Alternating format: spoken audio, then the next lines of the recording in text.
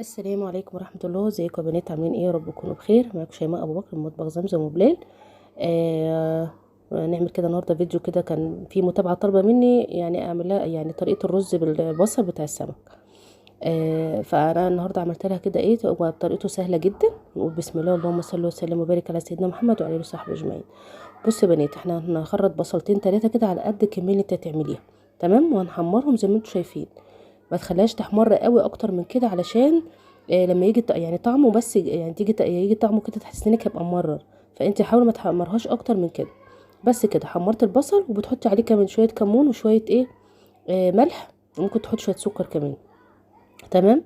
هتحطي بقى ايه، خلاص كده هتحمر لنفس الدرجه دي كده، ما تغمقيش اكتر من كده. بصوا بقى لون الميه. هتحطي عليه مقدار الرز بتاعك. تمام. وبس كده، وتروح تغلي بس يعني الميه هتغلي، وتروحي حاطه الرز بتاعك. تمام. في ناس طبعا بتحط الرز عادي على البصل مفيش مشكله، بعدين تحطي الميه. بس لما تحطي الميه افضل. ليه بقى؟ الميه بتاخد من طعم البصل. تمام. لما تيجي تحطي الرز فيها فبيدي الرز طعم حلو. بس، وحطيت له الملح بتاعه، وحطيت شويه كمون. وبس كده. وتحطي شويه كزبره لو انت عايزه، مش عايزه براحتك. انا بحط ملح وكمون. ما بيديش مراره ولا بيعمل اي حاجه، وبيطلع ما شاء الله زي ما انتم شايفين كده جميل وطعمه حلو. ده الرز بتاعنا بتاع زمان بقى. ولا احط كركم ولا تحطي اي حاجه خالص. ممكن تحطي كركم، انا ساعات بحط كركم، بس بحط حاجات بسيطه خالص علشان ما يديش اللون الاصفر القوي ده. يعني احنا عايزينه لون كده رز سمك. بس هي كانت عزومه بسيطه كده. جبت سمك بقى ايه يعني من بره، وقلت ان شاء الله مره تانية بقى اجيب سمك يعني مش مستوي واعمله معاكم باذن الله ان شاء الله. بس دي كانت يعني عزومه سريعه كده. حطينا ليمون، وكمان عملت ايه، احلى حاجه تاكليها مع السمك بتكون القوطه طماطم بالبصل. بس ما تحطيش خيار. الخيار بيبقى بيدي طعم مش كويس في السمك. وصلنا المواعين الحمد لله، والدنيا بقت زي الفل.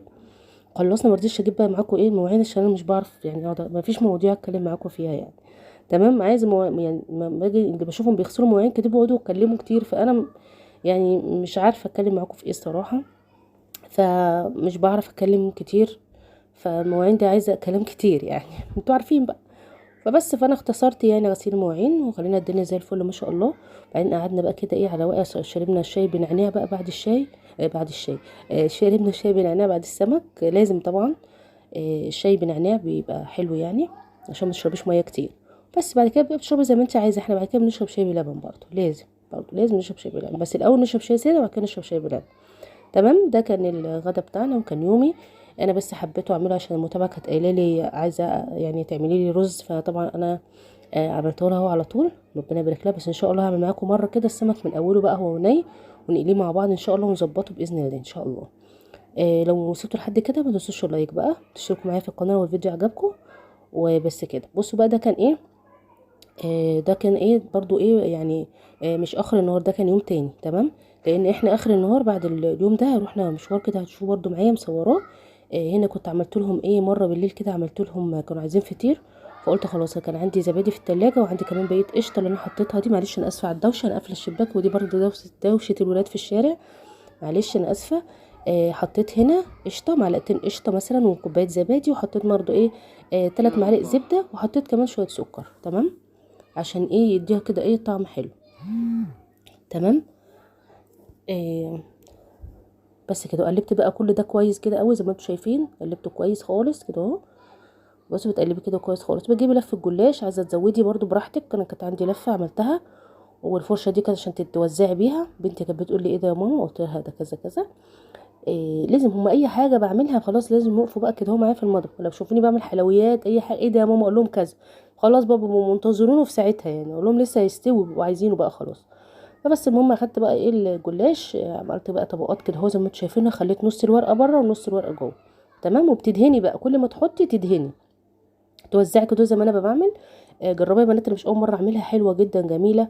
وزي ما انتم عارفين طبعا الاسعار غليت ولعت، وانا اصلا يعني من زمان، مش عشان حاجات غليت ولا حاجه، انا بحب اعمل حاجات في البيت. وكمان السمنه اللي بيعملوا بيها الحاجات في الافران مش حلوه يعني. انا باكلها بحس ان هي تقيله على معدتي، بتتعبني الصراحه.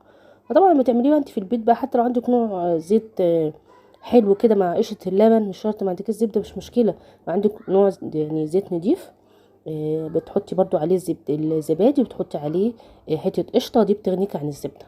تدي طعم حلو برضو. لو انت ما عندكش الزبده يعني عادي ممكن تمشي الدنيا بالقشطه بتاعه اللبن، هتديكي برضو طعم الدسامه، وهتديكي طعم حلو، والزبادي كمان. تمام. هتحطوا بقى زي ما انتم شايفين طبقات، واحط كده الثلاث طبقات زي ما انتوا شايفين، او الاربعه زي ما انتوا عايزين كده، هو يعني تلات الاوراق كده جنب بعض، بتحطي واحده كمان في النص وبتحطي طبقه. تقعدي بقى تعملي كده لغايه لما ايه ال ال لفه الجلاش كلها تخلص. تمام. وبترجعي بقى تقفلي، وانت بتقفلي برضو تحطي، هيطلع معاكي مورق وزي زي يعني زي الفطير بالظبط. يعني سهلوا على نفسكم لو انت ما عندكيش وقت ان انت تحطي العجينه وتفردي وتعملي وتطبقي والكلام من ده، دي اسهل معاكي وطعمها حلو. وجربوها هتعجبكم باذن الله. زي ما قلت لكم يا بنات، طول ما انتوا واقفين في المطبخ بتشتغلوا وتستغفروا وتصلوا على النبي عليه افضل الصلاه وازكى السلام. وما تنسوش برضو، هذكركم دايما اذكركم بالورد القراني بتاعكم تعملوه قبل اي ما تنشغلوا بالمطبخ، لان انت لو دخلتي بس المطبخ كده مش هتخلصي، هتخشي من الفطار هتطلعي على الغدا، من الغدا بصي هتخشي غسيل مواعين. فاول حاجه زي ما قلت لكم تعملوها الورد القراني بتاعكم ما تنسوهوش. بذكركم بذكر نفسي طبعا. الحمد لله، ربنا يجعله في ميزان حسناتي وفي ميزان حسناتكم باذن الله ان شاء الله، ان انتوا تستمروا وتواظبوا على الورد القراني وعلى اذكار. دايما بقولكم ده يعني انتوا في المطبخ شغال كده بالذكر، يا تستغفروا وتصلوا على الرسول، الذكر اللي انت بتحبيه وتستغفري كتير وتصلي على الرسول. بس كده عملتوا زي ما انتوا شايفين، طبقتوا كله على بعضه ودخلتوا الفرن. بصوا تابعته طبعا عشان هو ما بياخدش وقت خالص. وبصوا جميل ازاي مورق، وانا عماله اكل ازاي طعمها حلو جدا، انا بحبها الصراحه احسن من الفطير بتاع بره. انا بجيب من بره، مش بجيبش ساعات بجيب، بس لما بيكون عندي الامكانيه ان انا اعمل في البيت بعمل. بس من الشارع ما بجيبش كتير صراحه، فين وفين يعني، ما بجيبش فطير كتير من الشارع. المهم عملته زي ما انتم شايفينه، كان جميل ما شاء الله، عجب الولاد وكان مورق وزي الفل ما شاء الله، جميل زي الفطير بالظبط. يعني يمكن احلى كمان بتاع بره. ليه بقى؟ خفيف ونضيف وانت اللي عاملاه وكده. مش هقول لكم بقى على نظافه البيت يعني، وحاجه البيت بتبقى احسن يعني. وكمان سهل عن الفطير المشلتت، سهل بقى عن تفردي وتعملي وتطبقي. المهم خلصنا الحمد لله.